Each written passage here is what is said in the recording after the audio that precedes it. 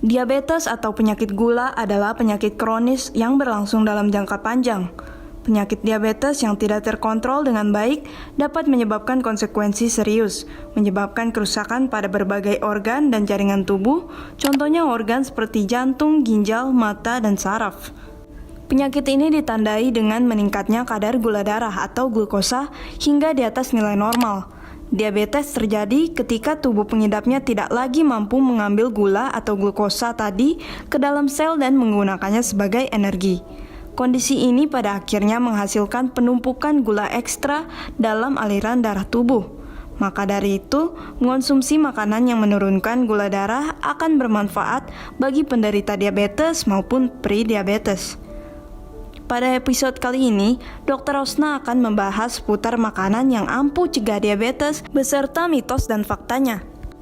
Nah, bagaimana dengan nasi putih? Nasi adalah makanan pokok yang seringkali dicap buruk untuk para penderita diabetes.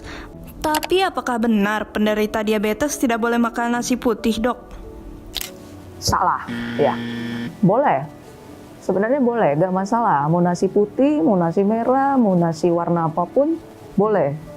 Asal jangan cuma makan nasi doang. Yang penting pas makan harus lengkap. Ada nasi, ada lauk, ada sayur atau buah minimal. Seperti itu.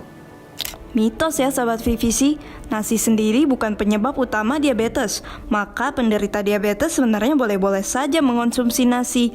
Akan tetapi, kebiasaan konsumsi nasi yang berlebihan dan rutin setiap hari turut mendukung perkembangan penyakit diabetes. Kemudian, fakta atau mitos nih. Kacang-kacangan dapat mencegah diabetes.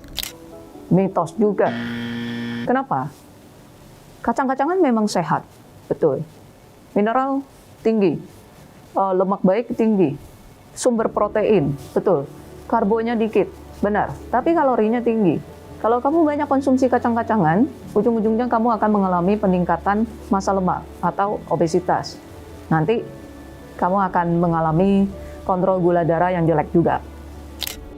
Mitos. Kacang-kacangan memang punya manfaat untuk mengontrol gula darah hingga berat badan untuk mencegah diabetes.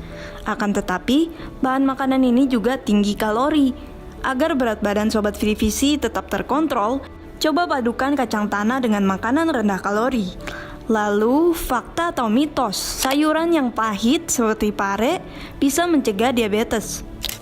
Kalau mencegah, boleh, bisa. Karena kalau kita makan sayur, ya, terutama kalau dia pahit, biasanya senyawa flavonoidnya itu tinggi. Nah, dan itu sebenarnya bisa membantu kita mengontrol gula darah. Tapi harus diingat lagi, pola hidupmu yang lain ini juga mempengaruhi. Gak bisa kamu hanya ngandelin sayur pahit, terus dengan harapan saya makan sembarangan yang lain, terus gulamu tetap akan bagus. Itu gak mungkin. Wah, fakta loh. Jadi sayuran pahit seperti pare mengandung senyawa flavonoid yang berperan seperti insulin. Senyawa ini bisa membantu menurunkan kadar gula darah. Selanjutnya, fakta atau mitos, apel mencegah diabetes. Apel mencegah bisa, ya. Tapi itu juga tergantung bagaimana kamu mengkonsumsi apelnya. Dan lagi-lagi, berapa banyak apel yang kamu makan, bagaimana kamu cara mengkonsumsi apelnya. Karena apel itu, terutama di kulitnya, bagian yang berwarna, itu tinggi polifenolnya, flavonoidnya, yang juga bisa membantu badan kita mengatur gula darah kita. Tapi harus diingat, pola hidupmu yang lain, makanmu yang mesti benar, berat badanmu mesti ideal, jangan sampai masuk ke obesitas, dan kamu harus rajin olahraga. Kalau kita ngomongin jumlah jenis ya. Kalau jumlah, WHO menyarankan minimal sehari itu sayur dan buah itu 5 porsi. Satu porsi itu sekitar 100 gram. Kalau kita rata-ratakan, karena kurang lebih ya. Ada yang 80, ada yang 120, ada yang 100, kita rata-ratakan aja. Satu porsi atau satu mangkok kecil itu sekitar 100 gram. Sayur dan buah, minimal 5 porsi. Ya, jadi untuk kalau buahnya sendiri, kita bisa makan sehari 2-3 porsi. Maksimal banget adalah 5 porsi. Kenapa 5 porsi? Karena disarankan bisa sampai 10 porsi sehari. Tapi sayur dan buah yang berlebihan ternyata juga berdampak kesehatan yang tidak baik.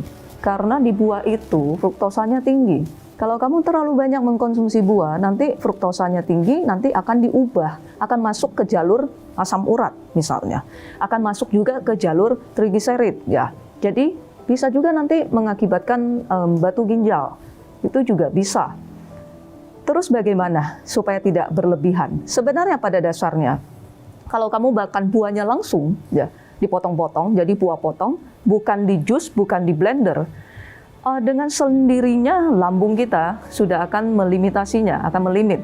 Ya nggak mungkin kamu sekali makan bisa semangkas kilo gitu, misalnya kalau dipotong. Sedangkan kalau di jus bisa banget, karena kita hanya minumkan sarinya saja. Padahal sarinya itu sendirilah yang fruktosanya tinggi.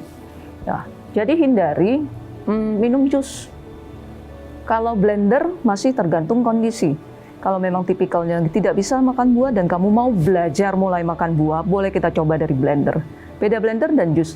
Blender ada isi padatnya, sedangkan jus dipisahkan antara isi padat dan cairnya, dan kamu hanya minum cairnya. Jadi makanlah buah utuh. Kalau kulitnya bisa dimakan, ikut dimakan. Kalau tidak bisa, baru makan isinya saja, dan itu pun utuh. Fakta, apel memang bisa mencegah diabetes, asalkan dikonsumsi secukupnya, dikonsumsi sebelum makan besar, dan jangan dicampurkan dengan susu ya Sobat Vivisi.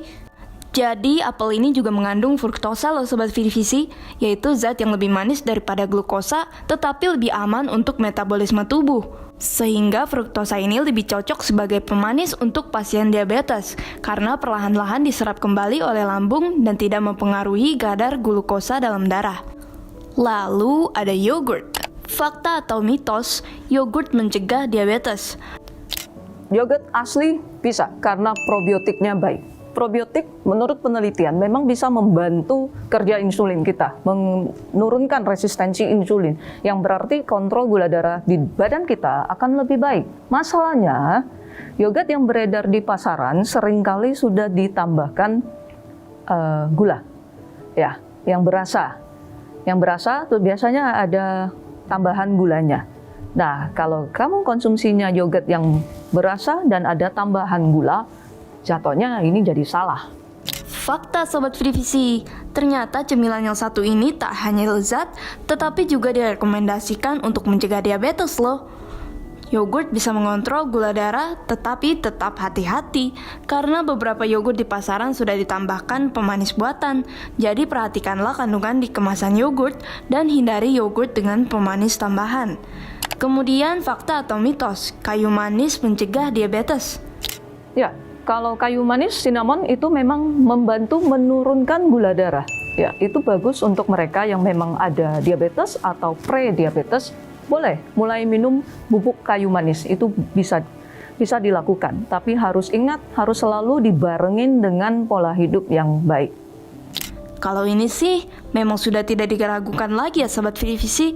Fakta, kayu manis memang dapat menurunkan kadar gula darah dengan menurunkan jumlah glukosa atau gula yang masuk ke dalam darah setelah makan dengan memperlambat proses dicernanya karbohidrat. Berikutnya, fakta atau mitos, mengkudu bisa mencegah diabetes? Bisa juga mengkudu, ya, karena memang tadi flavonoidnya, polifenolnya memang tinggi.